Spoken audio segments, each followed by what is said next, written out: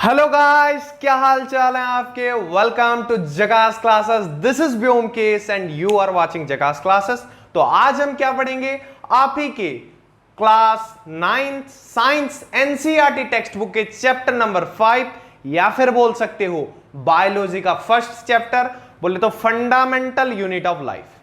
तो हमारे लाइफ का एक फंडामेंटल यूनिट, पहले तो हमारा लाइफ में क्या आता है, पहले हम आते हैं और हम में ये बॉडी आता है। ये बॉडी कैसे बना है, ये बॉडी किस चीज से बना है।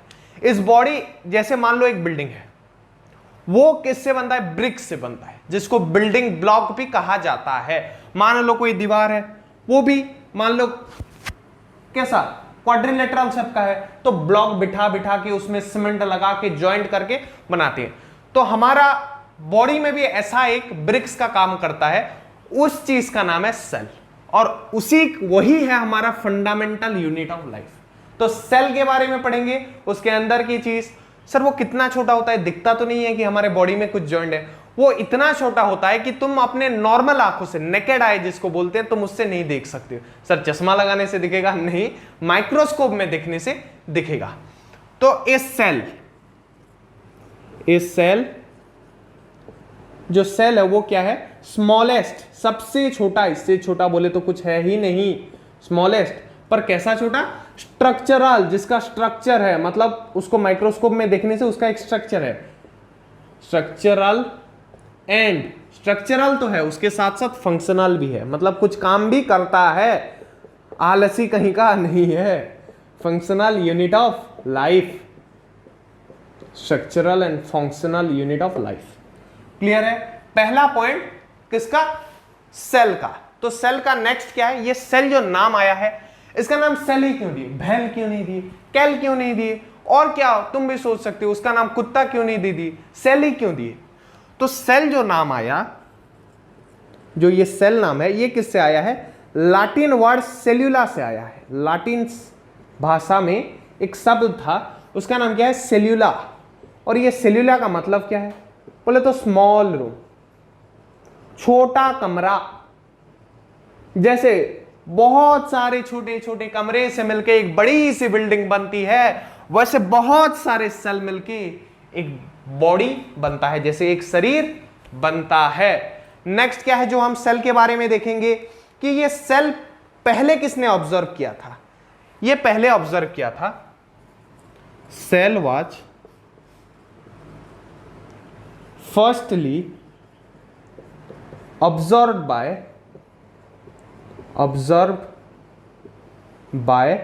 Robert Hooke. रॉबर्ट हुक कोई आम इंसान का नाम नहीं है, एक साइंटिस्ट है। और ऐसा काम कौन कर सकता है यार, माइक्रोस्कोप में झांकना कि कौन सा छोटा यूनिट है, कोई साइंटिस्ट ही कर सकता है। पर जानने की बात यह है कि हम कैसे जिंदा हैं, अभी हमारा सेल भी कैसा होना चाहिए, जिंदा होना चाहिए। पर ये जब इन्होंने फर्स्ट टाइम देखा था जो सेल को, वो जिंदा नहीं, वो मुर्दा था। मतलब वो मरा हुआ था ना, वो काम कर रहा था। मरा हुआ इंसान काम करता है, नहीं करता है। सर चुड़ैल लो, नहीं उसमें मत जाओ। ये मरा हुआ था सेल, उसको उन्होंने ऑब्जर्व किया था। तो जो जिंदा वाला था उसको पहले किसने देखा था, तो इसका जो main living cell was discovered by A.V. Leeuwenhoek. A.V. Leeuwenhoek,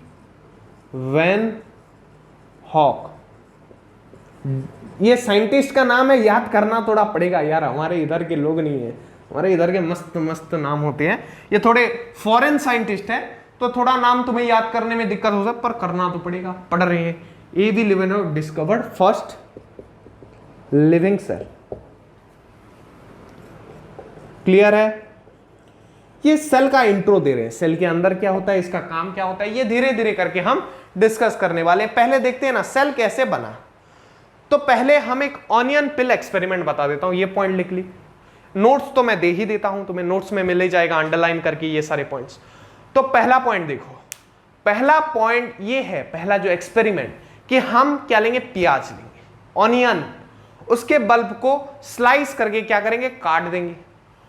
slice काटेंगे, थोड़ा स्लाइस काट के उसको फिर एक्सपेरिमेंट में जो आपके साइंस टीचर हो वो बता सकते हैं, उसमें एक स्ट्रेन डाल के, स्ट्रेन डालने से क्या होता है, ऑनियन व्हाइट होता है, तो उसमें कुछ कलर आ जाएंगे, और उसको लेके हम स्लाइड में जब माइक्रोस्कोप में देखते हैं तो हमें कुछ ऐसा स्ट्रक्चर देखने के लिए मिलता है। यहां पे ड्रॉप कर देता हूं, चलो यहां पे कुछ हमें ऐसा स्ट्रक्चर देखने के लिए मिलता है। ऐसे ये बिल्डिंग कैसे, ईंट कैसे होता है बिल्डिंग में, ब्रिक्स कैसे होता है, कुछ वैसा ही स्ट्रक्चर हमें बॉडी के अंदर दिखने के लिए मिलेगा। पर इसमें एक खासियत क्या होता है पता है, इसमें अंदर एक डॉट डॉट काला काला डॉट भी दिखता है। तो हम देखते हैं पहले एक छोटा सा स्लाइस लेते हैं, मान लो इतना लंबा पहले लिए, इतना लंबा लिए, फिर एक बड़े प्याज का लिए, बड़ा वाला, बहुत बड़ा है मान लो, थोड़ा और छोटा भी लिए।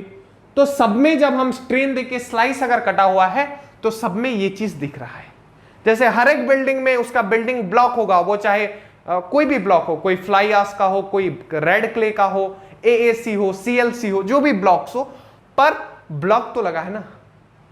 इनके शेप में डिफरेंस हो सकता है पर ये दोनों सेम है, ब्लॉक है। और वो ब्लॉक क्या था, सेल था। तो सेल जानने के लिए ये एक्सपेरिमेंट आपके बुक में दिया गया है। तो इसी के साथ before I move to the next topic, pause the video and note it down. तो नेक्स्ट टॉपिक क्या है, सेल थ्योरी। सेल थ्योरी बोले तो सेल के बारे में थोड़ा बहुत जानना।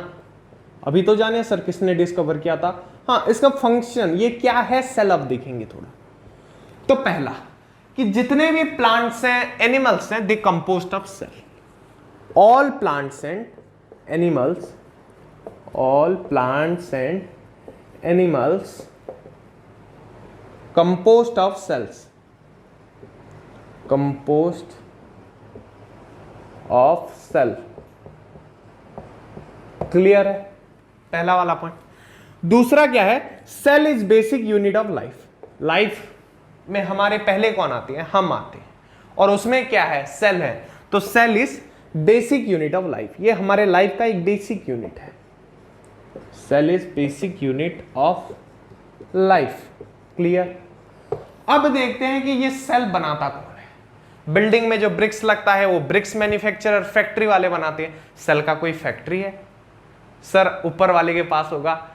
सेल इज क्रिएटेड और cell is form from pre existing cell. जो भी सेल होता है वो कैसे बनता है, जो एक सेल होता है वो अराइज करता है, जो पहले से एक सेल होता है। तो लिख देता हूं, इस सेल्स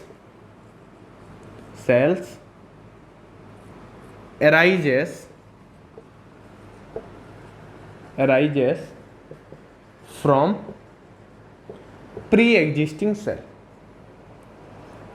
कोई मान लो एक सेल है, जैसे एक इंसान और एक इंसान को पैदा करता है या पैदा करती है, वो पैदा करती है हमारे केस में, पर दोनों का उतना ही योगदान होता है। तो पैदा करता है, करती है बोलने से भी चलेगा।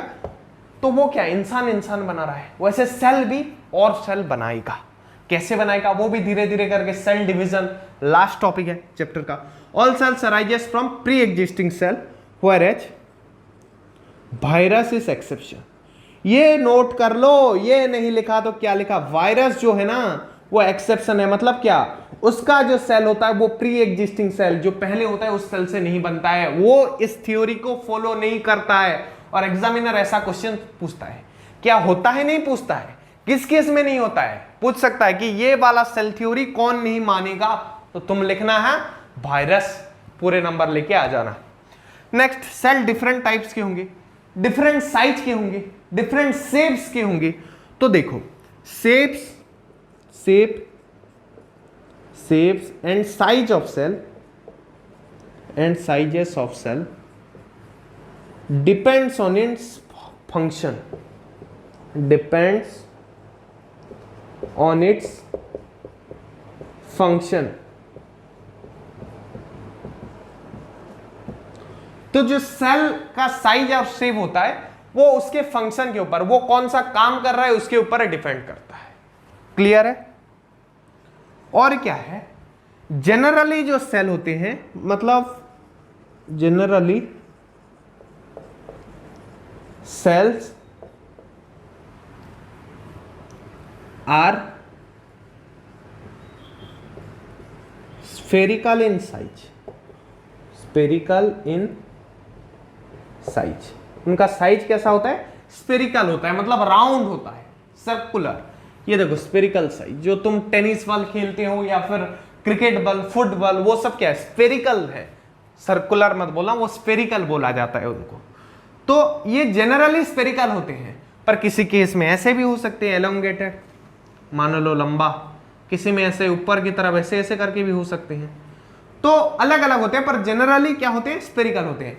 जैसे एक इंसान के 2 पैर 2 हाथ होते हैं, पर कुछ एक्सेप्शन केस में जो डिसेबल्ड होते हैं उनके कोई पैर मान लो टूट गया हो या फिर उनका है ही नहीं वो पैर, तो वो एक्सेप्शन केस हुए। ऐसे ये भी कम केस में होता है। Clear? So before I move to the next topic, pause the video and note it down.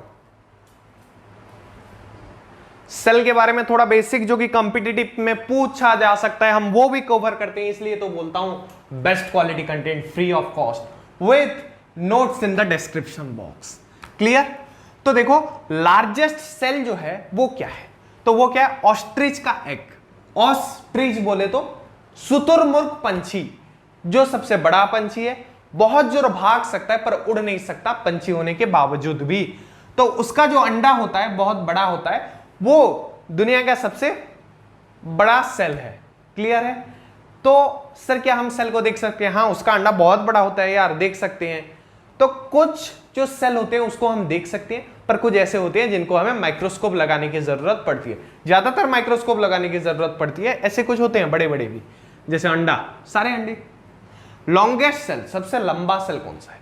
तो नर्व सेल है। वो क्या है? नर्व का सेल। तो नर्व सेल कहां पे? हमारी जो स्किन है, जितना दूर स्किन गया है वहां पे नर्व सेल है। अगर यहां पे मान लो कोई चाकू से काट देता है तो हमें दर्द क्यों होता है? यही नर्व सेल की वजह से। क्लियर है? ये हमें बताता है, इसलिए दर्द होता है। स्मॉलेस्ट सेल, तो स्मॉलेस्ट सेल, सबसे छोटा सेल क्या है? पीपीएलओ का सेल। ये एक फुल फॉर्म है प्लूरोपनिमोनिया वाला वो ऑर्गेनिज्म, पर तुम्हें वो जानने की जरूरत नहीं है, तुम बस याद रखो पीपीएलओ, इनका जो सेल होता है वो सबसे छोटा होता है। अब थोड़ा डिस्कस कर देते हैं। दुनिया में कुल मिला के 2 तरह के सेल रखने वाले ऑर्गेनिज्म होते हैं। एक होता है यूनिसेलुलर, यूनि से पता चलता है एक, तो यूनिसेलुलर ऑर्गेनिज्म जो है वो क्या है? Unicellular organism have only a single cell. तो इनके पास बस एक अकेला सेल होता है। जबकि जो मल्टी सेल्यूलर ऑर्गेनिज्म है, क्या है? Multi cellular organism, multi cellular organism have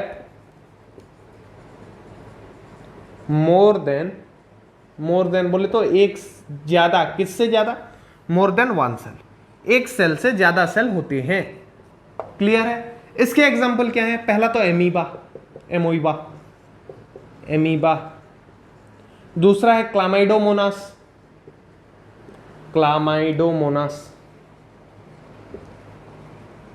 इनके पास बस एक ही सेल होता है, इसलिए हम इसको नेकेड आई में नहीं देख सकते, माइक्रोस्कोप के सहारे बस देख सकते हैं। और यहां पे हम ह्यूमन आ जाते हैं। ऐसे बहुत से एग्जांपल है, जो बड़े बड़े ऑर्गेनिज्म देख रहे हो सारे मल्टी सेल्यूलर ऑर्गेनिज्म। क्लियर है? लायन लिख दूं? चलो लिख देता हूं तुम्हारे खुशी के लिए 2। Clear? So before I move to the next topic, again pause the video and note it down. और कमेंट में बताओ यार समझ में आ रहा है? कहीं पे अगर कुछ नहीं समझ में आ रहा है तो पूछो। अभी नेक्स्ट टॉपिक क्या है? Components of a cell. क्या है? Components of a cell. तो देखो कंपोनेंट्स ऑफ ए सेल देखते हैं। Components of a cell. और पहले तो तुम्हें थैंक यू यार, पहले ही दिन में 6th क्लास का जब वीडियो आया, एक ही दिन में बिना कोई के 500 वीडियोस पार हो गया 24 घंटे के अंदर ही। Thanks for the support. और जो ताकत तुम दिखा रहे हो ना, मुझे वो सपोर्ट कर रहा है, मुझे वो ऊर्जा आ रही है, वो पॉजिटिव एनर्जी आ रहा है तुम्हारे लिए काम करूं। और फिर एक बार बोल देना चाहता हूं, 6th to 10th math science English 2022 annual exam से पहले line by line NCERT explanation, NCERT solution along with imported notes जो 50-60 हजार लेके बेचते हैं इंस्टीट्यूट वाले, वो वाले नोट्स मैं फ्री ऑफ कॉस्ट यहां पे आपको प्रोवाइड करूंगा। तुम्हें चिंता नहीं करना है कैसे ट्यूशन जाना है, कैसे फीस कलेक्ट करना है, बिना पैसे के पढ़ो, बहुत अच्छे से पढ़ाऊंगा, सब कुछ क्लियर कराऊंगा, बस तुम पढ़ो, इतना तुम्हारा काम है। हमें फॉलो करते चलो, मैं तुम्हें सब कुछ पढ़ाऊंगा, ये मेरा वादा है। तो चलो कंपोनेंट्स ऑफ सेल देखते हैं। तो इसका 3 कंपोनेंट्स है। क्या है? 3 कंपोनेंट्स। पहला वाला क्या है? Plasma membrane. जो सपोर्ट दिखा रहे हो ना, मैं भी सोच नहीं पा रहा था ऐसा सपोर्ट आएगा एक नए लड़की को, पर तुम्हारा सपोर्ट बहुत मुझे हेल्प कर रहा है। तो नेक्स्ट क्या है? पहला प्लाज्मा मेम्ब्रेन। दूसरा क्या हो सकता है सेल का? तो सेल का दूसरा है न्यूक्लियस। न्यूक्लियस मतलब वो जो काला काला डॉट में दिखा रहा था वही है। और तीसरा है साइटोप्लाज्म। साइटोप्लाज्म क्या है? साइटोप्लाज्म। तो देखो पहले क्या देखेंगे? Plasma membrane. लगा लो हेडिंग, प्लाज्मा मेम्ब्रेन। पहले तो इसका और एक नाम है प्लाज्मा मेम्ब्रेन, इसका और एक नाम है। क्या नाम है उसका? Cell membrane. It is also known as cell membrane. इसको सेल मेम्ब्रेन भी कहा जाता है। अगर एग्जाम में प्लाज्मा मेम्ब्रेन की जगह सेल मेम्ब्रेन लिख देना तो घबरा मत जाना, वो सेम ही चीज को बोल रहा है, दोनों का नाम सेम है। क्या है? सेम है। तो पहले सेल मेम्ब्रेन का कुछ पॉइंट देखेंगे। क्या है? ऑल्सो कॉल्ड प्लाज्मा मेम्ब्रेन, पहला पॉइंट हो गया। ये एक नगेली ने दिया था ये नाम। Name was given by Nageli. पर और एक पॉइंट मैं बता देना चाहता हूं कि जो एनिमल होते हैं उनमें जो आउटर मोस्ट लेयर होता है वो प्लाज्मा मेम्ब्रेन होता है, जबकि जो प्लांट के केसेस में अगर आगे जो प्लांट होते हैं, पौधे होते हैं, उनके केस में क्या होता है? सेल वॉल होता है। तो ये दोनों में होता है, लेकिन ये दोनों में होता है found in both animals and plant. Animals and plant.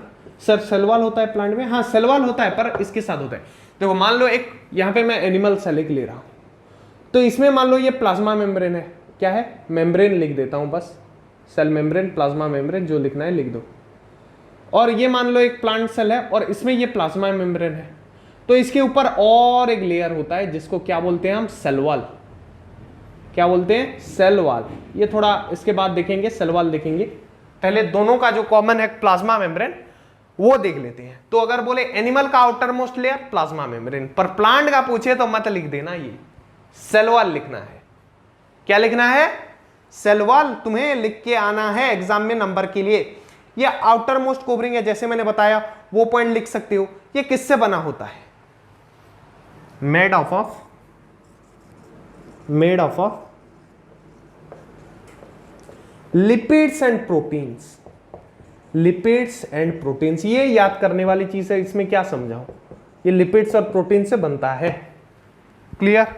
और एक पॉइंट क्या? Outermost covering of animal. Outermost layer of animal cell. Clear है? क्लियर पूरा? तो इसको पहले पॉज करके नोट करो, इसके बाद मैं नेक्स्ट टॉपिक इसके फंक्शन थोड़ा देखेंगे। चलो हाँ, तो फंक्शन देखो क्या? फंडामेंट सेल का जो प्लाज्मा मेम्ब्रेन है सेल का, उसका फंक्शन देखेंगे, fundamental unit of life chapter. तो इसका पहला function, plasma membrane are selectively permeable in nature. तो सिलेक्टिवली परमेबल क्या है? पहला चीज, जब रोड पे जाते हैं हम, आरटीओ या फिर पुलिस चेकिंग चल रहा होता है, वो सबको बैरिकेड के खोल के जाने नहीं देते हैं। बस उनको जाने देते हैं जिनका कोई क्रिमिनल रिकॉर्ड, जो उनको ढूंढ रहे हो वो ना हो, और क्या उनके पास जो डॉक्यूमेंट्स हो वो सारे सही हो, मतलब कोई भी रॉन्ग डॉक्यूमेंट्स नहीं हो, या फिर वो किसी रूल को ब्रेक ना किया हो, तो उसको छोड़ देते हैं। वैसे सिलेक्टिवली परमेबल मेम्ब्रेन भी बस अच्छे लोगों को पार करने देता है। जैसे तुम्हारे घर के अंदर तुम गुंडा मवाली को घुसने दोगे? कोई बहुत बड़ा गुंडा है, चाहोगे क्या? वो जबरदस्ती घुसा रहा है वो अलग बात है, पर कोई नहीं चाहता। वैसे सेल का भी जो आउटर मोस्ट कवरिंग एरिया है, वो उसका बाउंड्री है, समझ सकते हो, वो भी सबको नहीं घुसने देता है, बस उन्हीं को घुसने देता है जो उसके लिए यूजफुल होते हैं, जो उसके काम के लोग हैं। Clear? Provide and maintain shape of this cell. तो प्लाज्मा मेम्ब्रेन क्योंकि आउटर मोस्ट कवरिंग है, जैसे एक घर का प्लॉट का साइज कैसा है उसका बाउंड्री डिसाइड करता है, वैसे एक सेल का जो शेप है वो कौन मेंटेन करेगा? उसका बाउंड्री, जिसका नाम है plasma membrane. Clear? Allows only useful substance to enter into cells. जैसे मैंने बताया ये सेमी परमेबल मेम्ब्रेन का काम है, सिलेक्टिवली परमेबल मेम्ब्रेन का काम है, जो बस यूजफुल सब्सटेंस को अंदर घुसने दे रहा है। प्रोवाइड स्पेसिफिसिटी ऑफ सेल, ये स्पेसिफिक सेल है। जैसे मान लो उस वाले कॉलोनी का राइट साइड का चौथा नंबर घर तुम्हारा है, वैसे वो एक बाउंड्री होगा सेपरेट, या फिर मान लो फ्लैट है तो उसका जो वॉल होगा वो उसका बाउंड्री का काम करेगा।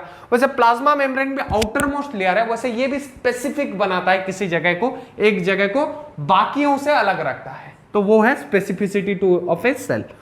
Limiting boundary of a cell, तो एक सेल का लिमिटिंग बाउंड्री है, जैसे हमारा बाउंड्री होता है, घर का बाउंड्री होता है, किसका, अर्थ का भी बाउंड्री है, अर्थ के लोग बिना रॉकेट को यूज किए बाउंड्री के बाहर नहीं जा सकते, वैसे उसका भी स्पेसिफिसिटी है, उसका एक बाउंड्री है। वैसे सेल का जो प्लाज्मा मेम्ब्रेन है वो सेल का बाउंड्री है। क्लियर है? So before I move to the next topic, pause the video and note it down. Cell wall देख लेंगे नेक्स्ट टॉपिक में। तो प्लाज्मा मेम्ब्रेन के थ्रू ट्रांसपोर्ट, सेल भी खाना खाता होगा, बनाता होगा, वो भी यूज करता होगा, तो उसको भी बहुत सारी चीजों की नीड होती होगी, तो उसके लिए क्या चाहिए? ट्रांसपोर्ट। तो आउटर मोस्ट कवरिंग क्या है? Plasma membrane. तो इसके थ्रू कैसे ट्रांसपोर्ट होता है? इसके थ्रू होगा, वो आउटर मोस्ट लेयर है। तुम्हारे घर के बाउंड्री को बिना एंटर किए कोई घर को एंटर कर सकता है? पहले उसको बाउंड्री से होके गुजरना। सर गेट है, हाँ वो तो बाउंड्री से लगा हुआ ही है ना, बिना बाउंड्री का घर है तो अलग बात है। तो देखो यहां पे क्या है, द मूवमेंट ऑफ, जो डिफ्यूजन पहले बता देता हूं, ऑस्मोसिस जो है ऊपर लिखा है बता दो, चलो पहले डिफ्यूजन लिखते हैं। मूवमेंट ऑफ, मूवमेंट किसका? मूवमेंट मॉलिक्यूल्स, बॉडी के अंदर क्या मूव करेंगे यार? Molecules, ions, molecules and ions from higher concentration, मतलब जहां पे ज्यादा होगा higher concentration, to lower concentration region, मतलब जहां पे ज्यादा है थोड़ा दे दो हमें। सर किसी के पास ज्यादा पैसा है तो थोड़ा हमें भी दे दो, टाटा बिरला, अंबानी, बिल गेट्स, उनसे थोड़ा पैसा भी मांग लेंगे, हमारा बोर्ड चेंज कर देंगे। हाँ चलो, from higher concentration to lower concentration, पैसा नहीं आ रहा है पता नहीं ये, पर ये आता है क्या? मॉलिक्यूल्स एंड आयन, कहां पे? बॉडी के अंदर। कंसंट्रेशन, चलो शॉर्ट फॉर्म में लिख देता हूं, कंसंट्रेशन रीजियन, तो इसको क्या बोलते हैं? डिफ्यूजन बोलते हैं, इज कॉल्ड डिफ्यूजन। मूवमेंट होना सबका, मॉलिक्यूल्स या फिर आयन का, जहां पे ज्यादा है वहां से जहां पे कम है। मान लो सेल को कोई मॉलिक्यूल्स का रिक्वायरमेंट पड़ा, उसको जरूरत हुआ उस चीज का, तो उसके पास नहीं होगा तभी तो जरूरत होगा ना, तो बाहर वो चीज मान लो ज्यादा है, तो वो चीज क्या होगा? वो सेल के पास आ जाएगा, वहां पे हायर कंसंट्रेशन में है, ज्यादा मात्रा में है, सेल में टोटली नहीं है, तो प्लाज्मा मेम्ब्रेन के थ्रू आ जाएगा। किस प्रोसेस बोलते हैं उसको? डिफ्यूजन के द्वारा। जैसे movement of, example movement of, पहला तो हवा, movement of oxygen and carbon dioxide, CO2, carbon dioxide and oxygen through membrane, membrane के थ्रू, इनका भी मूवमेंट किसके थ्रू होता है? डिफ्यूजन के थ्रू। क्लियर? ऑस्मोसिस भी एक तरह का डिफ्यूजन है, बोल सकते हो। सर आपने उल्टा लिखा है, कोई का डेफिनेशन पढ़ लिया होगा, बोल रहा होगा। तो देखो, मूवमेंट ऑफ सॉल्वेंट और वाटर। सॉल्वेंट क्या है? सोल्यूशन में जो ज्यादा मात्रा में होता है, जैसे शुगर सोल्यूशन, चीनी वाला पानी, शक्कर वाला पानी में पानी ज्यादा होता है, पानी सॉल्वेंट होता है। तो सॉल्वेंट और water from low concentration of solution to high concentration region is called osmosis. तो यहां पे तो उल्टा लिया है, लो से हाई। तो सुनो, मान लो यहां पे 1 लीटर पानी है और 1 चम्मच, 1 स्पून, कुछ भी है, नमक है, चीनी है, जो भी, और यहां पे 1 लीटर पानी है और यहां पे मान लो 2 स्पून नमक या चीनी है, तो सॉल्यूशन का कंसंट्रेशन कहां पे ज्यादा होगा तुम्हें लग रहा है? तो सबसे ज्यादा कंसंट्रेशन यह है। कंसंट्रेशन क्या है? ज्यादा गाढ़ा। और डाइल्यूट बोले तो जहां पे ज्यादा पानी है, सॉल्यूट कम है, सॉल्यूट यहां पे ज्यादा है, तो इसका कंसंट्रेशन हाई है, हाई कंसंट्रेशन है। तो मान लो दो तरफ, यहां पे एक मेम्ब्रेन है, मान लो ये मेम्ब्रेन है, यहां पे 1 लीटर पानी और 1 स्पून है शक्कर, और इधर पे भी 1 लीटर पानी है पर यहां पे 2 स्पून शक्कर है। तो हमें क्या पता चल रहा है कि अगर 1 स्पून को 1 लीटर पानी लग रहा है तो 2 स्पून को 2 लीटर पानी चाहिए होगा, पर यहां पे कितना है, 1 लीटर है। या तो इसके पास ज्यादा है ना तो ये इसके पास कम है। तो ज्यादा किसके पास है पानी एज कंपेयर टू उसका अमाउंट।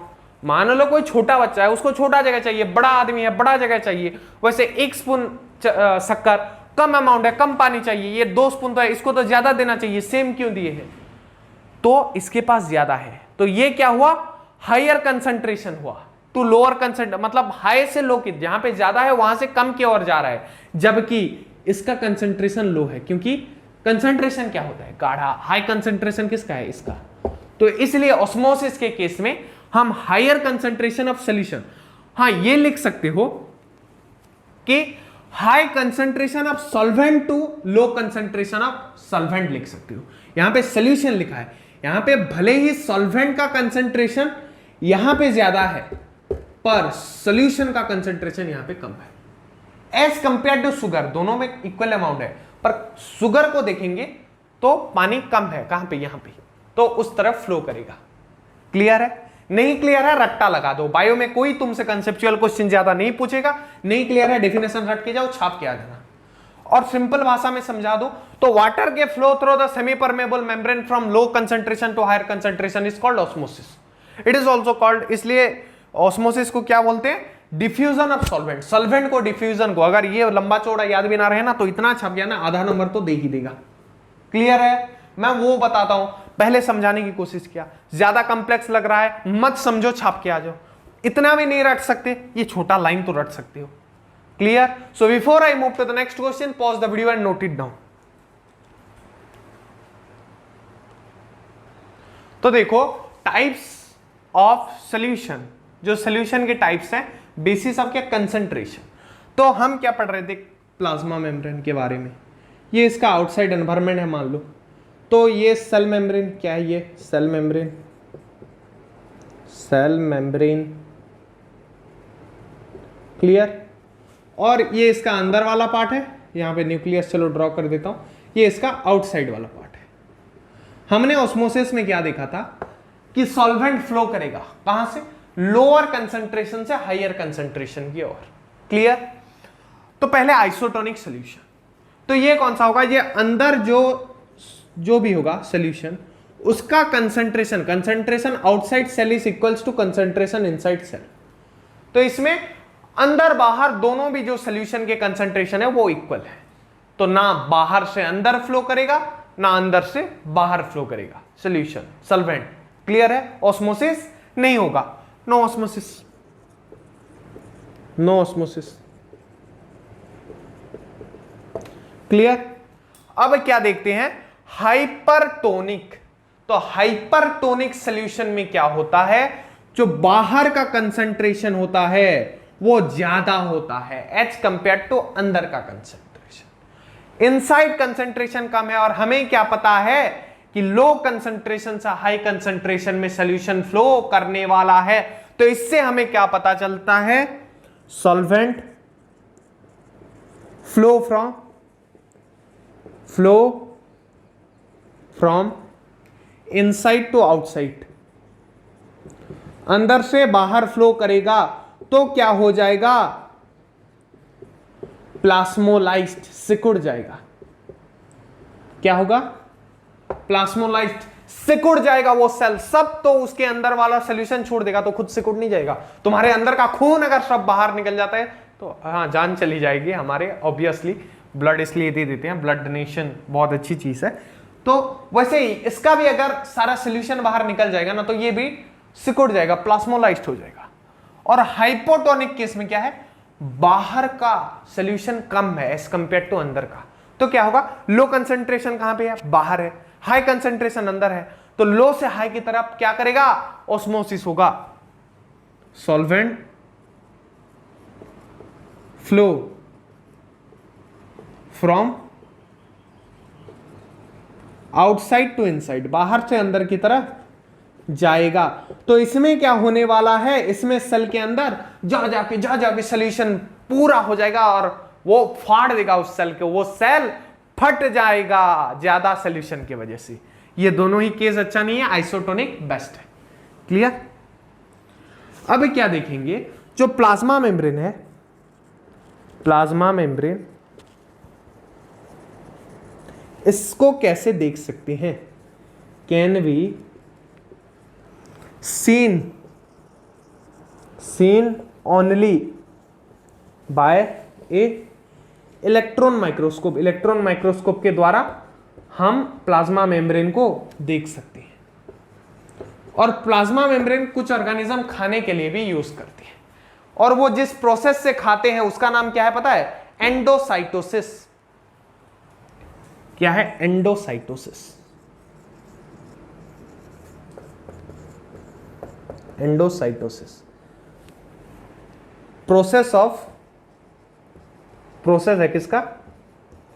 खाना खाने का, खाना निगलने का, एनगल्फिंग फूड। ये आउटसाइड मिटा देता हूं। Using plasma membrane.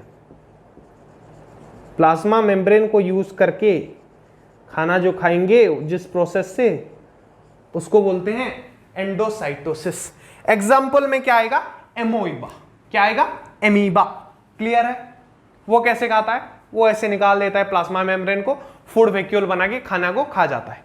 इसी के साथ ये टॉपिक खत्म होता है। Next we will move to the cell wall. So before that pause the video and note it down.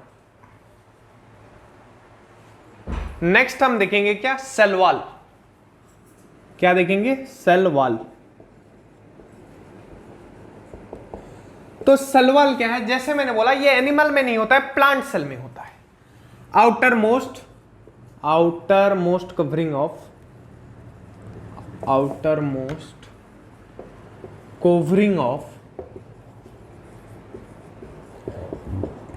Plant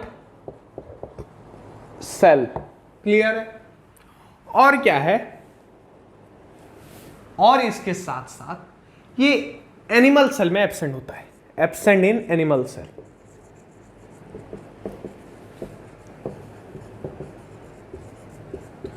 ये एनिमल सेल में क्या होता है? एब्सेंट होता है। क्लियर? और एक चीज, ये रिजिड होता है। रिजिड, मोटा होता है, थिक, और या पोरस होता है कभी कभार। क्लियर है? और भी बहुत सारा चीज होता है। जैसे ये किससे बना होता है? सेल्यूलोज से बना होता है। इससे पहले मैं और एक दो पॉइंट इसके बारे में लिख देना चाहूंगा। ये एक डेड स्ट्रक्चर होता है। कैसा होता है? Dead structure. Dead structure. Clear? समझ में आ गया? और एक पॉइंट, मेड ऑफ ये किससे बना हुआ होता है? Made of cellulose. और एक पॉइंट क्लियर हो गया। तीसरा पॉइंट, जो कटन फाइबर है, जो रुई होता है, वो क्या होता है पता है? वो सलवाल है। क्या है वो? सलवाल है। जो जूट है वो भी सलवाल है। कटन भी किसका सलवाल है? उसका जो सीड होता है उसको वाल की तरह प्रोटेक्ट करता है, वही कटन जूट आर सलवाल हैविंग मोर इकोनॉमिक वैल्यू। उसका पैसे मिलते हैं यार बेचने से। Having more economic value. बताओ, बोलने से ब्लॉग बना देंगे, खेती बाड़ी थोड़ा करके आएंगे, कटन प्लांट देखने चले जाएंगे। कमेंट में बताओ ना क्या करना है। तुम जो बोलोगे वो करेंगे। तुम्हारा जो सपोर्ट मिला है ना, मैं खुश हो गया यार। कोई चैनल ऐसा नहीं था जो पहले ही दिन ना कोई जान ना कोई पहचान, इतने बड़े बड़े व्यूअर, इतने सारे सब्सक्राइबर आ रहे हैं हमारे चैनल में कि मजा आ गया। मतलब मैंने कभी नहीं सोचा था ऐसा रेस्पॉन्स मिलेगा बच्चों का। इट्स माइंड ब्लोइंग है यार। मतलब स्टार्टिंग चैनल को जो रेस्पॉन्स तुमने दिया है ना, thanks for the response sir. मैं बहुत आभारी। और तुम्हारा ना पूरे जर्नी में मैं साथ चलूंगा। वो एग्जाम के टाइम पर हो, एग्जाम का पहला दिन हो, उस दिन भी मोटिवेट करूंगा। आज भी कर रहा हूं। 10th क्लास का बोर्ड है तब भी साथ चलूंगा। 12th में भी तुम जब जाओगे मैं तुम्हारे साथ साथ जाऊंगा। क्लियर है? पढ़ूंगा नहीं, बताऊंगा, गाइड करूंगा। तो इसके फंक्शन थोड़ा देखेंगे. So before I move to all those, pause the video and note it down. तो देखो फंक्शन ऑफ सेल वॉल, पहला क्या, provides and maintain shape of cell. जैसा प्लाज्मा मेम्ब्रेन का काम था, इसका भी काम है प्लांट में, सेफ देगा और उसके सेफ को मेंटेन करेगा. It provides strength and plant bear stress and strain because of a cell wall. Cell wall क्या होता है, आउटरमोस्ट कवरिंग होता है. जैसे बुलेट प्रूफ जैकेट जैसे पुलिस लोग पहनते हैं बुलेट से, गोली से बचने के लिए, वो इनको भले ही गोली से बचा रहा है पर इनको ये स्ट्रेस और स्ट्रेन भी दे रहा है, थोड़ा दर्द भी देता है. बुलेट प्रूफ जैकेट हर वक्त पहन के रखना उतना आसान काम नहीं है, थोड़ा मेहनत नहीं लगता है, पर अनकंफर्टेबल सा फील होगा. कोई वजनदार चीज आपने पहना हो ऐसा आपको फील होने वाला है. तो कुछ वैसा सेल वॉल का भी फंक्शन है. It is permeable and allow entry of molecules because of different size. तो इसके साइज जो डिफरेंट होते हैं तो ये सबको अलाउ कर देता है. क्लियर है, ये अलाउ करता है entry of molecules of different size को भी ये अलाउ कर. पर सिलेक्टिवली परमिएबल में जो प्लाज्मा मेम्ब्रेन था वहां पे अलाउ नहीं हो रहा था. तो इसी के साथ सेल वॉल खत्म. Tata bye bye see you. नहीं चैप्टर नहीं हुआ है. So before I move to the next topic, pause the video and note this function, write down in your copy. तो चलो देखते हैं न्यूक्लियस के बारे में. अगर मान लो ये एक छोटा सा सेल है तो ऐसा काला काला दिखने वाला स्ट्रक्चर जो होगा वो न्यूक्लियस होता है. पर जब उसमें हम जूम करके दिखते हैं तो कुछ ऐसा स्ट्रक्चर देखने को मालूम पड़ता है. क्लियर है. तो सेल को मिटा के चलो न्यूक्लियस देखते हैं. बहुत आनंद की अनुभूति दूंगा, मजे से पढ़ेंगे. देखो ये पहले राउंड स्ट्रक्चर है, ये चारों तरफ ऐसा होता है, बस एक तरफ मैंने बनाया है ताकि डायग्राम ड्रॉ कर रहा हूं तुम्हें समझाने के लिए. तो ये जो टावर होगी टी शेप का है, इसका नाम है ER. बोले तो फुल फॉर्म एंडोप्लाज्मिक रेटिकुलम. क्या है, एंडोप्लाज्मिक रेटिकुलम. क्लियर है. नेक्स्ट क्या है, न्यूक्लियोप्लाज्म. जो सेल के अंदर, न्यूक्लियस के अंदर, ये क्या है हम पढ़ेंगे न्यूक्लियस. न्यूक्लियस के अंदर जो खाली जगह होती है उसको बोलते हैं न्यूक्लियोप्लाज्म. जैसे सेल के अंदर जो खाली जगह पानी टाइप का भरा होता है उसको साइटोप्लाज्म बोलते हैं, ऐसे इसको न्यूक्लियोप्लाज्म बोलते हैं. न्यूक्लियस के अंदर भी न्यूक्लियस जैसा दिखने वाला एक काला सा गोल तरह का स्पेरिकल थिंग होता है, उसको बोलते हैं nucleolus. Not nucleus, it's nucleolus. Clear. और इसके अंदर थ्रेड लाइक सब्सटेंस होता है. ये देखो थ्रेड लाइक, ऐसे ऐसे कहीं से भी धागे की तरह स्ट्रक्चर, उसको क्रोमाटिन बोला जाता है. क्या बोलते हैं, क्रोमाटिन. अब क्या है, न्यूक्लियर एनवेलप. ऐसे सेल के ऊपर देखो ऐसे छोटा छोटा बना हुआ है, उसको क्या बोलते हैं, न्यूक्लियर एनवेलप. और दो न्यूक्लियर एनवेलप के बीच के स्पेस को क्या बोलते हैं, न्यूक्लियोपोर्स. क्या बोलते हैं, न्यूक्लियर पोर्स. क्लियर है. न्यूक्लियस समझ गए कैसा होता है, डायग्राम नोट कर लो, या फिर नोट्स में दिया है, बुक में भी दिया है, वहां से भी देख सकते हो. अच्छा रिप्रेजेंटेशन के लिए तुम्हें भी ड्रॉ करने के लिए बोला जाए, कोई जरूरत नहीं है सुंदर बनाने की, बना सकते हो अच्छी बात है, पर सुंदरता मैटर नहीं करता साहब. ये जो मैंने डिफाइन किया किसको क्या बोलते हैं ये मैटर करता है. क्लियर. तो पहला चीज न्यूक्लियस के बारे में. तो न्यूक्लियस क्या है, हेडक्वार्टर है. किसका, हेडक्वार्टर. हेडक्वार्टर मतलब मुख्य स्थल, हेडक्वार्टर ऑफ सेल. सेल का हेडक्वार्टर है. और हेडक्वार्टर जैसे किसी भी कंपनी के हेडक्वार्टर से उसका सारा कंट्रोल होता है. जैसे किसी कंपनी के किसी ऑफिस के हेडक्वार्टर से उसका सारा कंट्रोल होता है, वैसे सेल के हेडक्वार्टर न्यूक्लियस से भी कंट्रोलर और डायरेक्टर, डायरेक्शन होता है सेल का, सेल के फंक्शन का. तो इसको कंट्रोलर और डायरेक्टर ऑफ सेल भी बोला जाता है. Controller and director. इसके इशारों पे कौन नाचेगा, सेल. Basanti no dance. वो छोड़ो, सेल नाचेगा भाई. Cell no dance in front of this ducks. इन कुत्तों के सामने मत नाचना. Cell director of cell. Clear. Next क्या है, ये किसने बनाया था, बाय रॉबर्ट ब्राउन. पहले किसने देखा था, रॉबर्ट ब्राउन. साइंटिस्ट होंगे तो है, सारे काम ऐसे काम साइंटिस्ट ही करते हैं, कोई आम आदमी हाँ कर सकता है. तुम भी कर सकते हो, मेरे बच्चे हो, समझदार हो. किस साल में किया था, 1831. क्लियर. मेरे बच्चे समझदार बच्चे. कमेंट में बताओ कोई प्रॉब्लम हो रही है समझने में तो, और एक बार वीडियो बना देंगे तुम्हारे लिए कुछ भी. जो सपोर्ट तुमने दिखाते हो ना मुझे, तुम्हारे लिए कुछ भी। क्लियर है? रॉबर्ट ब्राउन के द्वारा ये किया गया था। तो ये क्या है? ये सारे सेल्यूलर फंक्शन को कंट्रोल करता है। अब इसके स्ट्रक्चर जैसे मैंने सब कुछ समझा दिया, उसमें थोड़ा झांकते हैं। क्लियर? और उसके बाद इसके फंक्शन को देखेंगे। Before that pause the video and note it down. अभी न्यूक्लियस के कुछ पार्ट के फंक्शन देखेंगे। पहला क्या? Nuclear envelope. क्या है? Membrane separating nucleoplasm and cytoplasm. जो आउटर मोस्ट कवरिंग लेयर है किसका? न्यूक्लियस का। अगर ये न्यूक्लियस है तो ये है, देखो, न्यूक्लियस एनवेलप। ऐसा कुछ जो स्ट्रक्चर मैंने अभी ड्रॉ किया था, और इन दोनों के बीच जो गैप रहता है उसको क्या बोलते हैं? न्यूक्लियोपोर। न्यूक्लियोपोर। क्लियर? क्लियर है? Next, nucleolus by Fontana. Fontana क्या है? एक साइंटिस्ट का नाम है जिन्होंने इसको डिस्कवर किया था। किसको? न्यूक्लियोलॉस को। एक न्यूक्लियस में एक न्यूक्लियोलॉस तो जरूर होता है, पर कुछ केस में एक से ज्यादा भी होता है। क्या? न्यूक्लियोलॉस। कहां पे? न्यूक्लियस में। क्लियर? इसको भी मैंने डायग्राम में दिखाया था। अब क्या है? न्यूक्लियोप्लाज्म।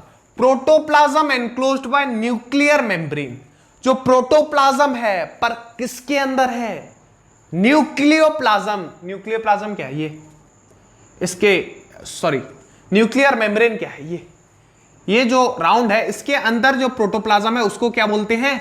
न्यूक्लियोप्लाज्म बोलते हैं। नेक्स्ट क्या है? Chromatin threads.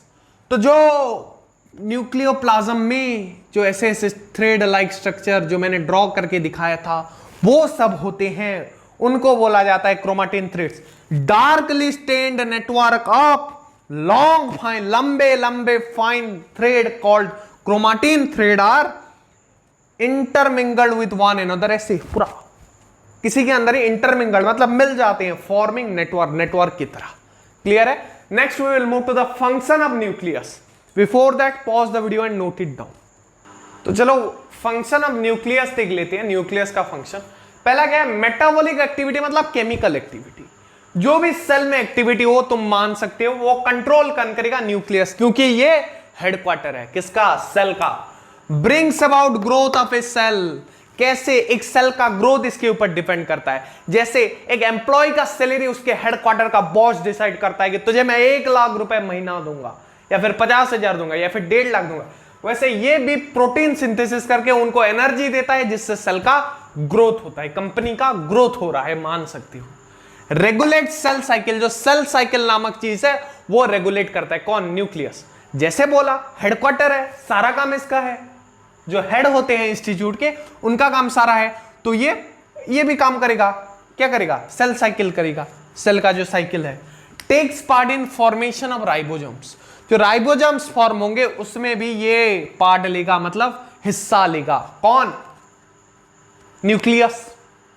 It contains genetic information. जो जेनेटिक इंफॉर्मेशन मतलब कुछ जेनेटिकल ट्रेड होता है। जैसे बोलते हैं इसकी ये आदत अपने पापा के ऊपर गया है या फिर मम्मी के ऊपर गया है, वो क्या है? हेरेडिटरी ट्रेड है, वो वंशगत है। मान लो किसी वंश के सारे लोग लंबे लंबे हो रहे हैं, वो क्या है? उनका हेरिडिटरी ट्रेट है। वो लोग कोई उनमें से लंबा ही नहीं है, वो उनका क्या? हेरिडिटरी ट्रेट है। तो वो जो इंफॉर्मेशन होता है, ये लंबे हैं, पतले हैं, काले हैं, मोटे हैं, छोटे हैं, बड़े हैं, कैसे हैं, वो किसके ऊपर डिपेंड करता है? Genetic information. और वो किसके पास होता है? न्यूक्लियस के पास।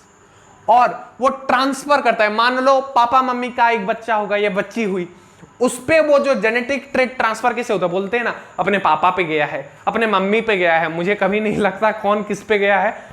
तुम समझ पाते हो? कमेंट में बताओ यार। मम्मी लोग बोलते हैं वो अपने पापा जैसा दिखता है, मुझे तो पूरा डिफरेंट लगते हैं बच्चे और बड़े। हाँ, पर जब बड़े हो जाएंगे शायद हमें भी अंदाजा लगाने की ताकत आ जाए। तो हेरिडिटरी ट्रेट को ट्रांसफर भी कौन करेगा? ये न्यूक्लियस उसमें इन्वॉल्व रहेगा, क्योंकि इसके पास इंफॉर्मेशन है। कंप्यूटर इसके पास है और कंप्यूटर में इंफॉर्मेशन है, तो ट्रांसफर भी तो यही करेगा ना। इसके कंप्यूटर का पासवर्ड कोई और थोड़े ना। सर हैकर हैं हम। अरे बड़ा वाला पासवर्ड लगाया तो तुम हैकर भी कुछ नहीं कर पाए। हाँ, रशियन हैकर का अलग ही स्वैग है। हाँ, वो छोड़ो, पर तुम समझ गए ना ये। So let's move to the next topic, that is cytoplasm. Before that pause the video and note it down. तो अब साइटोप्लाज्म पढ़ेंगे। मान लो एक सेल है, इसमें न्यूक्लियस है, ये तो प्लाज्मा मेम्ब्रेन है, पता है। ये जो पानी टाइप का स्ट्रक्चर, ये फ्लूइड टाइप का इसके अंदर होता है, जो कि कलरलेस होता है, उसी को साइटोप्लाज्म कहा जाता है। ये पहले डिस्कवर हुआ किसके द्वारा? कोलिकर के द्वारा 1862 में इसको डिस्कवर किया गया। क्या है नाम? साइटोप्लाज्म। ये दो प्रकार के हैं, मतलब दो प्रकार, डिवाइडेड इनटू टू, इसको दो पार्ट में डिवाइड किया गया है। साइटोसल, ये साइटोसल कौन सा पार्ट है? जिस पार्ट का साइटोप्लाज्म क्या contain various protein forming cytoskeleton. Cytoskeleton मत पूछना, ये सब नाम तुम्हें रटना पड़ेगा, इसको डेप्थ में चला जाऊंगा और लंबा हो जाएगा लेक्चर, बुक में जरूरत नहीं है तुम्हें कुछ जानने की, ये मतलब समझा के फिर बहुत कुछ हो जाएगा। तो साइटोसल क्या करता है? वेरियस प्रोटीन फॉर्म करता है। कौन? साइटोस्केलेटन को अपने अंदर रखता है। क्लियर? और क्या है दूसरा पार्ट? Cytoplasm inclusion. ये क्या करता है? इसके पास डिफरेंट नंबर ऑफ लिविंग और नॉन लिविंग स्ट्रक्चर होते हैं, कुछ जिंदा कुछ मुर्दा होते हैं। तो जिंदे को क्या बोलते हैं? जो जिंदा होता है उसको बोलते हैं सेल ऑर्गेनेल। और इसी के बारे में हमें जानना है। जो मर गया वो घर गया, उसके बारे में क्यों जाने हम? ये सेल ऑर्गेनेल बड़ा टॉपिक है, इंपॉर्टेंट है, सब कुछ इसमें आ जाता है। इस चैप्टर का जो मोस्ट इंपॉर्टेंट क्वेश्चन वो इससे पूछे जाने वाला है। सर ऐसा क्या है? बहुत है इसमें। क्लियर? इसका रोल क्या है साइटोप्लाज्म का? Help in transport of substance between, substance के ट्रांसपोर्ट बिटवीन क्या? Cell organelles. इसमें सेल ऑर्गेनेल्स होंगे तो उनके बीच एक जरिया बनता है, उसके ट्रांसपोर्टेशन के बीच का जरिया बनेगा कौन? साइटोप्लाज्म। क्लियर है? So before I move to the next topic that is cell organelle, ये ही बड़ा टॉपिक, इंपॉर्टेंट टॉपिक है। सर अब तक हम कचरा पढ़ नहीं, वो भी इंपॉर्टेंट है, बहुत इंपॉर्टेंट, पर इसमें से क्वेश्चन भी आ सकते हैं। समझना थोड़ा इजी है, इसलिए मैं इंपॉर्टेंट मतलब क्या? इजी है और स्कोरिंग है, इंपॉर्टेंट वही है। ऐसा नहीं कि डिफिकल्ट है, इंपॉर्टेंट मतलब हाँ कभी कभी हो सकता है, बट होगा तो भी मैं हूं ना यार, आसान बना दूंगा, क्या तुम चिंता करते हो। So before we move to the next topic, pause the video and note it down. तो चलो देखते हैं सेल ऑर्गेनेल्स। पहला क्या देखेंगे? पहला सेल ऑर्गेनेल्स एंडोप्लाज्मिक रेटिकुलम। क्या देखेंगे? Endoplasmic reticulum, ER short form में। पूरा नाम क्या है? Endoplasmic reticulum. बोले तो गौर से सुनो बच्चों, ध्यान से दो, इंपॉर्टेंट है सारा कुछ सेल ऑर्गेनेल में जितना पढ़ाऊंगा, आसान भी है। तो पहला बनाया किसने था? डिस्कवर्ड बाय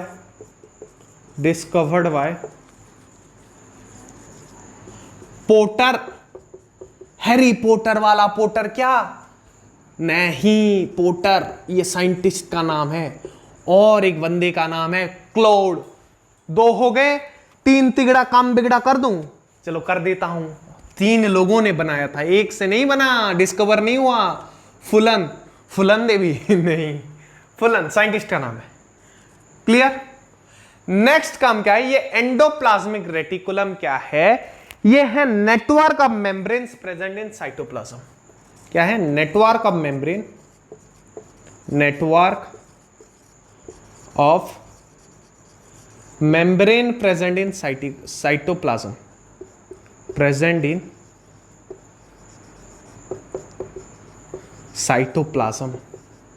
क्लियर है? ये क्या है? नेटवर्क है, मैंने ड्रॉ करके बताया था। तो यार ऐसे प्लाज्मा मेम्ब्रेन का ऐसे ऊपर ही होता है, ये मान लो ऐसे हुआ, फिर ऐसे, फिर कुछ इस तरह का। क्लियर? ऐसा होता है ना एंडोप्लाज्मिक रेटिकुलम। फिर यहां से कुछ निकल जाएगा, फिर टी बना देगा, फिर क्लियर ऐसा ही कुछ बनेगा। चलो नेक्स्ट पॉइंट देखते हैं, किसका? एंडोप्लाज्मिक रेटिकुलम का। ये तीन कंपोनेंट्स के बने हुए होते हैं, ये तीन कंपोनेंट्स के बने हुए होते हैं। नाम है cisternae vesicles tubules, cisternae vesicles tubules. इसकी डिटेल में जानने की जरूरत नहीं है। Are three components of ER। तो ER इन तीन चीजों से बना हुआ होता है, वो डिटेल में पढ़ने की जरूरत नहीं है, हायर क्लासेस में पढ़ोगे। आपको पता है सर? हाँ पता है, पढ़ा दूंगा, फिर लंबा हो जाएगा। मतलब बुक में है नहीं तो पढ़ना क्यों है तुम्हें? उतना ज्यादा जितना जरूरत है मैं पढ़ा रहा हूं, तुम्हारा भाई है ना साथ, क्या चिंता की क्या है बात। तो नेक्स्ट टॉपिक, नेक्स्ट पॉइंट क्या है, ये जो प्रेजेंट होता है ये क्या, जो endoplasmic reticulum in all cells पर प्रोकैरियोट्स और मामालियन एथ्रोसाइट्स में नहीं होता। Present in all except prokaryotes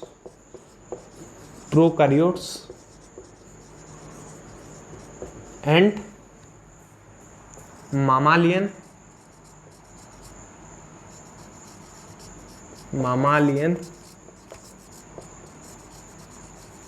एथ्रोसाइट्स। Clear. और ये दो प्रकार के होते हैं, एक है रॉप एंडोप्लाज्मिक रेटिकुलम, दूसरा सॉफ्ट एंडोप्लाज्मिक रेटिकुलम। दोनों में डिफरेंस क्या है, एंडोप्लाज्मिक रेटिकुलम का फंक्शन क्या है, वो हम डिस्कस करें। उससे पहले तुम पॉज करके इसको नोट कर लो। जैसे मैंने बोला एंडोप्लाज्मिक रेटिकुलम ईआर दो टाइप की, एक है स्मूथ एंडोप्लाज्मिक रेटिकुलम जो स्मूथ दिखता है, और एक रॉफ एंडोप्लाज्मिक रेटिकुलम जो थोड़ा उबड़ खाबड़ दिखता है, मतलब रॉफ दिखता है। क्लियर। तो जो मैंने जैसे बोला था एंडोप्लाज्मिक रेटिकुलम तीन चीजों से बनता है, सिस्टर्नी वेसिकल्स ट्यूबल्स, वैसे सॉफ्ट एंडोप्लाज्मिक रेटिकुलम बस ट्यूबल से बनता है मेनली, और इसमें सिस्टर्नी और वेसिकल्स होते हैं। क्लियर। अब क्या है, स्मूथ एंडोप्लाज्मिक रेटिकुलम में राइबोसोम्स प्रेजेंट होते हैं, क्या होते हैं, एब्सेंट होते हैं। तुमने सही गेस किया, एब्सेंट होते हैं। किसमें, स्मूथ एंडोप्लाज्मिक रेटिकुलम में, जबकि रॉप एंडोप्लाज्मिक रेटिकुलम में राइबोसोम्स प्रेजेंट होते हैं। और जो उबड़ खाबड़ है ना वो भी स्मूथ होता है, उसके ऊपर राइबोसोम रह के उसको उबड़ खाबड़ बना देते हैं। जैसे रोड के ऊपर छोटा छोटा मिट्टी अगर ढेर बन जाए तो उबड़ खाबड़ बना देता है, वैसे राइबोसोम रॉप एंडोप्लाज्मिक रेटिकुलम को उबड़ खाबड़ बना दे। हायर क्लास का चीज है, मैंने बता दिया, टीचर बताए ना बताए मुझे नहीं पता, मैंने बता दिया, मुझे हायर क्लास की चीज है बता दिया, तुम्हें समझने में आसानी हो। कुल की present near cell membrane, smooth endoplasmic reticulum cell membrane के पास प्रेजेंट होता है, जबकि रॉप एंडोप्लाज्मिक रेटिकुलम न्यूक्लियस के पास होता है। क्लियर है। हेल्प्स इन मेम्ब्रेन बायोजेनेसिस, कौन, स्मूथ एंडोप्लाज्मिक रेटिकुलम। अब पूछोगे मेम्ब्रेन बायोजेनेसिस क्या है, building cell membrane, cell membrane बनाने के प्रोसेस को मेम्ब्रेन बायोजेनेसिस कहा जाता है, जो स्मूथ एंडोप्लाज्मिक रेटिकुलम करता है, जबकि रॉप एंडोप्लाज्मिक रेटिकुलम प्रोटीन सिंथेसिस करता है। Clear. Found in fat cells, कौन, स्मूथ एंडोप्लाज्मिक रेटिकुलम तुम्हें fat cells, lipid forming fat cells में मिल जाएगा, जबकि रॉप एंडोप्लाज्मिक रेटिकुलम तुम्हें निजल्स ग्रैन्यूल ऑफ नर्व सेल के निजल्स ग्रैन्यूल में मिलेगा। इसके बाद हम देखेंगे एंडोप्लाज्मिक रेटिकुलम के फंक्शन को, देन मूव करेंगे गोल्गी एपैरेटस, और बहुत कुछ पढ़ना है यार। सो before that pause the video and note it down. तो इसके फंक्शन देखते हैं। पहला फंक्शन क्या है, increase surface area, surface area increase करेगा, किसके लिए, for metabolic activity, metabolic activity के लिए हेल्प करेगा, इसलिए सरफेस एरिया को इंक्रीज कर देगा ये। क्लियर। दूसरा इसका काम है इट प्रोवाइड सपोर्ट, किसको सपोर्ट देता है, कोलोइडल मैट्रिक्स को। अब क्या है ये sir, support, it provide support to colloidal matrix, colloidal matrix, that is cytoplasm.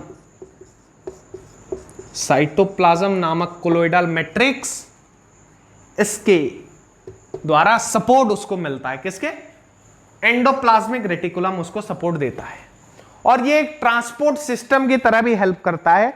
और अंग्रेजी में बोलूं तो इसका काम क्या है, it function as a intracellular transport system for various substance, function as intracellular, cell के अंदर, इंट्रासेल्यूलर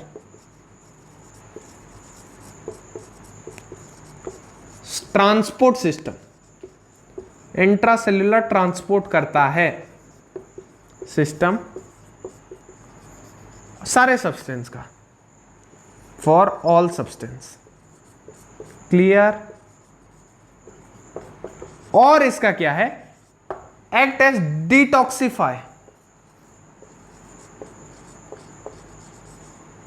डिटॉक्सिफाई का मतलब क्या है पता है, टॉक्सिफाई मैनी पॉइजन, जो पॉइजन होते हैं उसके असर को खत्म करता है, या फिर उसके जो जहरीला गुण होता है उसको खत्म करता है। डिटॉक्सिफाई का मतलब ये है। तो पॉइजन मान लो सेल में कैसे आ गया, तो ये उसको क्या करेगा, डिटॉक्सिफाई करेगा, उसको असर को खत्म करेगा, और बहुत से ड्रग्स के असर को भी। And drugs, poison and drugs, clear. इसी के साथ इसका फंक्शन होता है खत्म। Let's next we will move to Golgi apparatus. Before that pause the video and note it down. तो सेल ऑर्गन नेक्स्ट क्या है, गोल्गी एपैरेटस। गोल्गी एपैरेटस, जैसा कि इसका नाम है वैसे ही नाम नहीं, सरनेम वाले साइंटिस्ट ने इसको डिस्कवर किया था 1998 में। Discovered bye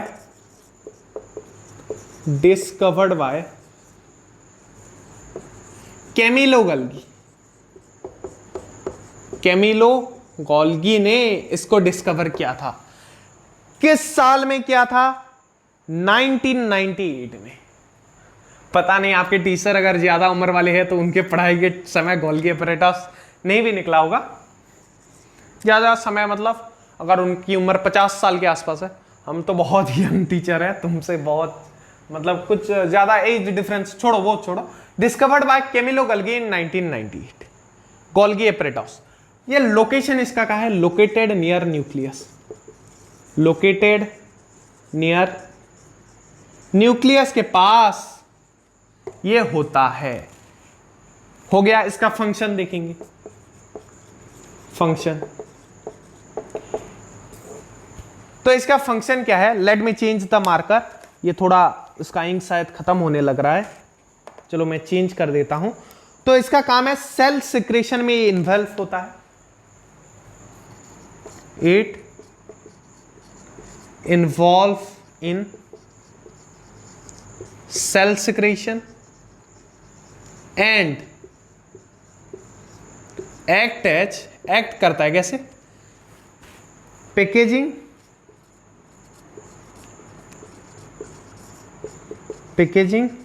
and storage membrane. Storage membrane कौन गोल्गी एपैरेटस। उसका नेक्स्ट फंक्शन क्या है, पहला ये फंक्शन नोट करो जल्दी। तो नेक्स्ट फंक्शन है इसका एक्रोसोम। ये क्या का acrosome of sperm. It forms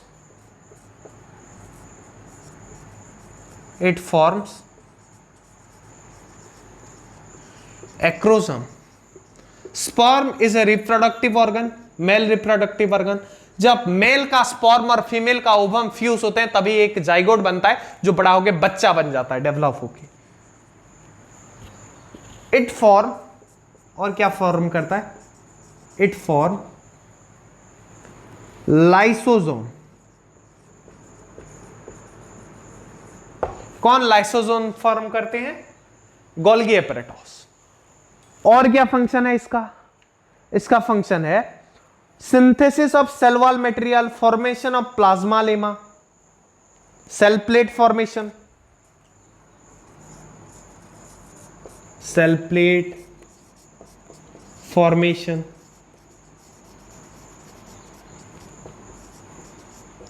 cell wall synthesis,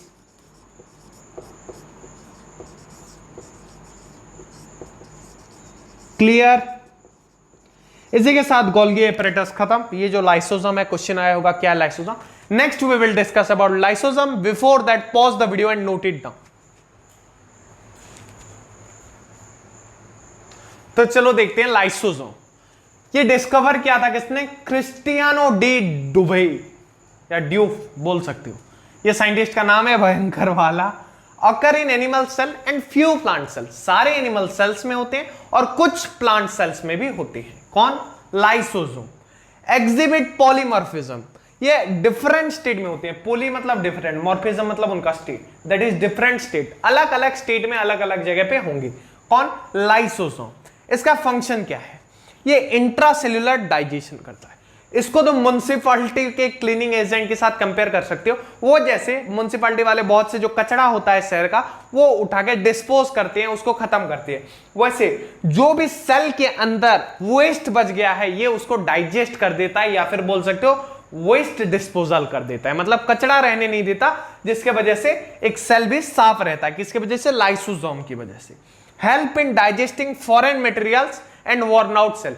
मान लो कोई फॉरेन मटेरियल्स या फिर कोई जर्म्स हमारे सेल के अंदर आ गया है, तो इसके पास जो एंजाइम होता है वो उसको भी डाइजेस्ट करके, मतलब वो वेस्ट है, वो खराब चीज है हमारे लिए, उसको भी ये मार दे रहा है, डाइजेस्ट कर दे रहा है। In case of cell damage it burst. मान लो कोई सेल जिसमें क्या हो, लाइसोसोम है, सारे सेल में होता ही है, तो वो मान लो डैमेज हो गया, किस तरह से बीमार पड़ गया या फिर कुछ भयंकर वाला डैमेज हो गया, तो ये फूट जाता है, जिससे एंजाइम निकलता है जो अपने उस सेल को पूरी तरह से डाइजेस्ट करके खत्म कर देता है, उसमें जितने भी जर्म्स होंगे वो भी। बहुत लोग बोलते हैं इसको सुसाइडल बैक, क्योंकि इसने सुसाइड किया, खुद से अपना जान ले लिया। सेल डैमेज था, मरा नहीं था, पर इसने डैमेज सेल को मार दिया, तो क्या किया? सुसाइड। पर बहुत लोग सोच रहे हैं ये ऐसा गंदा काम क्यों करता है, सेल को कितना नुकसान हुआ। तो सुनो, ये असल में खुद की कुर्बानी देता है दूसरों के लिए, खुद सुसाइड कर लेता है। डैमेज हुआ मतलब क्या? कोई वायरस, कोई इंफेक्शन उसके अंदर हुआ है जिसकी वजह से वो डैमेज हो गया है। ये ऐसा नहीं चाहता कि ये डैमेज और एक सेल करके पूरे बॉडी में फैल जाए, इसलिए इसका एंजाइम रिलीज कर देता है, जिससे ये खुद मर जाता है, वो जर्म्स भी मर जाए और सारा जो दुनिया है वो अच्छे से रहे। कितने नेक विचार हैं इसकी। Clear? So before I move to the next topic, pause the video and note it down.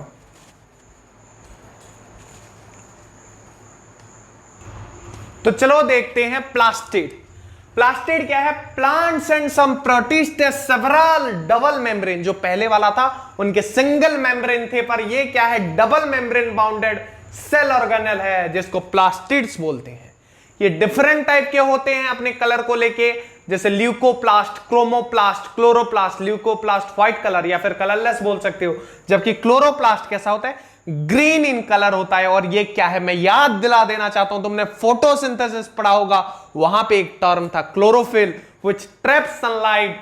उसी के ही पिगमेंट को क्लोरोप्लास्ट बोला जाता है। किसके? क्लोरोफिल के पिगमेंट को क्लोरोप्लास्ट बोला जाता है, जो फोटोसिंथेसिस में हेल्प करता है। तो फोटोसिंथेसिस कहां पे होता है? प्लांट में होता है। तो ये किस में होगा? बस प्लांट सेल्स में होगा। Stroma, granular transparent substance also called as matrix. Stroma क्या है? ये डेफिनेशन याद करो, बहुत बार एग्जाम में पूछा गया है, इसलिए मैंने डाल दिया। स्ट्रोमा एक ग्रेन्युलर ट्रांसपेरेंट सब्सटेंस है जो कि मैट्रिक्स के नाम से भी परिचित है। क्लियर? ये डेफिनेशन रटो, प्लास्टिड होता है, खत्म। Next we will move to the last cell organelle, mitochondria. Before that, pause the video and note it down. तो चलो देखते हैं माइटोकॉन्ड्रिया। तो माइटोकॉन्ड्रिया को पहली बार किसने देखा था? कोलिकर। ये भी एक सेल ऑर्गेनेल है, ये भी डबल मेम्ब्रेन वाला सेल ऑर्गेनेल है। कोलिकर पहले बार देखा था, पर नाम किसने दिया? बेंडा ने। चलो अच्छे से लिख देता हूं, बेंडा का नाम दिया BENDA, बेंडा ने, साइंटिस्ट बेंडा ने। इसको पावर हाउस या बैटरी ऑफ सेल कहा जाता है, क्योंकि बैटरी क्या देता है? Energy in the form of electricity. वैसे ये भी हमारे बॉडी को एनर्जी देता है। जैसे ये क्या करता है? प्रोटीन बनाता है, जो कि एनर्जी के रूप में हम काम कर पाते हैं। इस माइटोकॉन्ड्रिया के लिए एक सेल काम कर पाता है। Function, main function is to produce और store energy in form of ATP। Main काम क्या है? ये एनर्जी को स्टोर करेगा और जब जरूरत होगा ये एनर्जी प्रोड्यूसर है। किसका? सेल का। किस फॉर्म में स्टोर करता है? ATP। हम पैसे को किस फॉर्म में स्टोर कर रहे हैं? करेंसी। इंडियन, हम इंडियन है तो Indian currency, Indian national rupees, INR। US वाले USD, US डॉलर जो होता है उनका, और दुबई वाले दिरहम। वैसे सबका करेंसी अलग अलग है। वैसे माइटोकॉन्ड्रिया का जो एनर्जी करेंसी क्या है? ATP, adenosine triphosphate. सर आपको पता है? हाँ मुझे पता है, एडेनोसाइन ट्राइफॉस्फेट। तुम्हारे बुक में नहीं है, चलो नहीं जानने से भी चलेगा, ATP लिख देना। It is site of Krebs cycle of respiration as it contains enzyme for Krebs cycle. जो क्रेब्स साइकिल होता है रेस्पिरेशन का, उसका क्या है? एंजाइम्स इसके पास होता है, इसलिए उसमें भी ये एक साइट है। क्रेब्स साइकिल यहां पे होता है। कहां पे? माइटोकॉन्ड्रिया में oxysome contains enzymes for ATP production. Oxysome जो होता है वो ये क्या करता है, एंजाइम कंटेन करता है, एटीपी प्रोड्यूस होगा, एनर्जी है ना, एटीपी के फॉर्म में प्रोड्यूस होगा। It made it self protein. जैसे हमने देखा ये दूसरों को एनर्जी दे रहा है तो खुद का प्रोटीन थोड़ी ना उधार लाएगा, ये अपना प्रोटीन खुद से बनाता है। Clear? Let next we will move to the last. Sir ये लास्ट बोले थे, हाँ वो छोटा सा है इसलिए उसको लास्ट बोलिए। वो वैक्यूल्स है, छोटा सा है, उसके बाद सेल डिवीजन, मतलब यूं सेल्फ हो जाएगा। तुम चिंता मत करो यार, आसान बना के पढ़ाएंगे। So before I move to the next topic, pause the video and note it down. तो लास्ट क्या है, छोटा सा वैक्यूल्स। वैक्यूल्स क्या है, स्टोरेज सेक्स है, सॉलिड और लिक्विड। सेक्स बोले तो कोई भी चीज जहां पे हम किसी को कैरी कर रहे हैं। एक बैग हो गया, एक बैग भी क्या है, एक सैक है जहां पे कुछ भी स्टोर हो सकता है। क्या है, जहां पे कुछ भी स्टोर हो सकता है। तो storage sacs for solid and liquid कौन, वैक्यूल्स। वैक्यूल्स जो प्लांट के होते हैं, सेंट्रल वैक्यूल्स, वो प्लांट के सेल के 50 to 60% जगह ले लेते हैं, क्योंकि वहां पे बहुत सारे आइटम स्टोर किया जाता है। क्लियर? 50 to 90% तक भी जाता है कभी कभार। मैंने 50 to 60 बोला जो कि एवरेज केस है, पर 90% एक्सट्रीम केस, जहां पे बहुत ज्यादा स्टोर करेगा तो 90% तक चला जाएगा। Clear? Provide turgidity and rigidity to cell. Cell को क्या देता है, टर्जिडिटी और रिजिडिटी। रिजिड, टर्जिड जो होता है बनाता है उसको स्ट्रॉन्ग बनाता है बोल सकते हो। In amoeba food vacuoles contain food atom. मान लो ये एमोइवा है, कुछ इस तरह का स्ट्रक्चर होता है एमोइवा का। यहां पे इसका क्या है, सेल। मान लो इसको यहां पे खाना मिल गया तो ये कैसा करता है, ऐसे करके पूरा इसको एक राउंड बना देगा। ये हो गया इसका फूड वैक्यूल। क्लियर? ये इसका फूड वैक्यूल है जिसमें ये अपना खाने को रख देता है। और बहुत से unicellular organism in amoeba food vacuoles contain food item, अपने फूड आइटम को एनगल्फ करते हैं। कुछ यूनिसेल्युलर ऑर्गेनिज्म में vacuoles play important role in expelling excess water and some wastage from cell. मान लो पानी ज्यादा हो गया, घर में पानी भर जाएगा तो क्या, जब बाढ़ आता है तो घर में पानी भरता है लोगों की, वो अच्छा चीज नहीं है। वैसे कुछ भी एक्सेस होना, वेस्ट घर में ज्यादा हो जाना अच्छी बात है, एनवायरमेंट ही खराब हो जाएगा। तो वही चीज को बाहर निकालने का काम भी वैक्यूल्स करता है। कौन करता है, वैक्यूल्स। इसी के साथ वैक्यूल्स वाला टॉपिक खत्म होता है। लास्ट टॉपिक, छोटा टॉपिक, आसान टॉपिक, इंपॉर्टेंट हो सकता है, सेल डिवीजन। उसे देखना, उसके बाद चैप्टर खत्म हो जाने वाला है। Before that pause the video and note it down. Last topic, cell division. New cells are formed by cell division. जो नए सेल्स होते हैं, एग्जिस्टिंग सेल्स है, वो कैसे फॉर्म होते हैं, सेल डिवीजन के थ्रू। और ये दो तरह के होते हैं, एक होता है मियोसिस, दूसरा होता है माइटोसिस। क्लियर? अब मैं तुम्हें दिखाता हूं मियोसिस कौन सा। जो माइटोसिस होता है वो most commonly used by cell for growth के लिए ये माइटोसिस यूज होता है, जबकि रिप्रोडक्शन के केस में मियोसिस यूज होता है, ऑफस्प्रिंग बनाने के लिए। In case of reproduction we use meiosis, लिख सकते हो। डायग्राम से समझो, यहां पे ये क्या है, क्रोमोसोम्स है, दो काले दो नीले। जब माइटोसिस में डिवाइड होगा तो देखो इसके दो पार्ट्स इधर, दो पार्ट्स इधर आ गए, और काले दो इधर और दो इधर आ गए, मतलब एक एक पार्ट्स। मतलब ऐसे देखो कैसे क्रॉस हुआ है, देखो मैं दिखा देता हूं, ऐसे कट गया है, ये ऐसे काट के दो हिस्सों में सबको बांट दिए हैं। क्लियर? कैसे बांटे हैं, ये दो दो हो गया। पर मियोसिस में एक से भले दो हो रहे हैं, पर मियोसिस में एक से भले दो, दो से भले चार हो रहे हैं। कैसे? पहले तो ऐसे कट गए, पहले कैसे कट गए, एक एक पहले डिवाइड हो गए चार में से। ये देखो सारे यहां पे कट रहे थे, ये देखो मान लो ये नीला का एक पीस है, ये इस वाले नीला का एक पीस है, ये इस वाले काले का एक पीस है, ये इस वाले काले का एक पीस है। तो आधा आधा करके पार्टीशन, पर यहां पे एक एक ले गए। ये बोला मैं ऐसा एक लूंगा और ऐसा एक लूंगा, मान लो बोला, तो ये दोनों इधर चले गए मान लो, और ये दोनों इधर चले आए। तो फिर उसके बाद ये फिर कट गए। कैसे कट गए, ऐसे, ऐसे कट गए, ऐसे कटे। फिर दो से भले क्या चार हो गए। क्लियर है? यहां पे बस एक से दो बन रहे थे, पहले ही कट जा रहे थे, पर पहले ये सिंगल पीस में गए 2-2, फिर कट के 2-2 गए। क्लियर है? ये मियोसिस और माइटोसिस में फर्क था। इसके साथ तुम्हारा chapter number 5 fundamental unit of life होता है खत्म। मैं जाते जाते बता दूं, जकास क्लासेस एक ऐसा चैनल है जहां पे class 6 to class 10 NCERT lecture videos along with NCERT exercise solution, line by line explanation and imported notes, जो कि रेपुटेड इंस्टीट्यूट्स, बड़े बड़े इंस्टीट्यूट के रेपुटेड नोट्स हम डिस्क्रिप्शन बॉक्स में आपको प्रोवाइड कर रहे हैं फ्री ऑफ कॉस्ट। और इस पूरे जर्नी में मैं आपके साथ चलूंगा। मैथ, साइंस और इंग्लिश का पढ़ाई मैं कराऊंगा आपसे बहुत अच्छे तरीके से, and you will definitely score 95% plus in your final examination. इसी के साथ मैं लेता हूं तुमसे विदा। मिलते हैं अगले वीडियोस में, तब तक पढ़ते रहो, जकास क्लासेस देखते रहो। जय हिंद, वंदे मातरम।